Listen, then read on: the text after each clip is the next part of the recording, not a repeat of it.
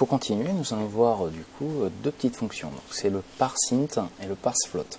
Donc à quoi ça correspond? En fait, le parseInt va vous permettre de récupérer une valeur entière. Donc c'est-à-dire qu'il va vous supprimer tout ce qui correspond, tout ce qui est après la virgule. Et le parseFloat, lui par contre, va vous permettre de récupérer des nombres à virgule flottante. Donc c'est-à-dire en fait ce qu'on a déjà ici. Donc nous, ce qu'on utilisera le plus souvent, ça sera le parseInt du coup, c'est pour venir arrondir.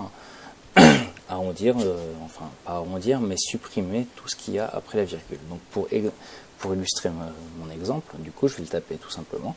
Donc ça va être parseInt,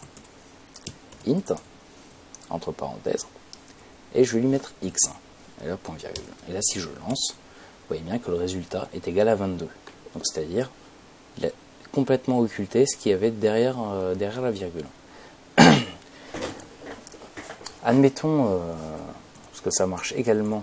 Donc admettons j'ai cette valeur que je mets entre guillemets pour la transformer en chaîne de caractères et je veux mettre bonjour devant par exemple.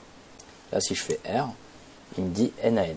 Donc NaN ça veut dire quoi? Ça veut dire not a number. Donc ça veut dire que ce n'est pas un nombre.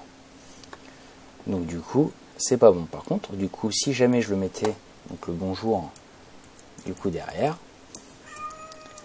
et que je faisais comme un R, du coup on serait bien avec avec 22. Donc ça fonctionne également avec des chaînes de caractères. Par contre du coup il faut que les chaînes de caractères soient placées derrière. On va maintenant voir du coup le parseFloat. Donc le parseFloat, en fait il va venir plutôt que de récupérer la valeur 22 tout simplement, il va récupérer 22,96.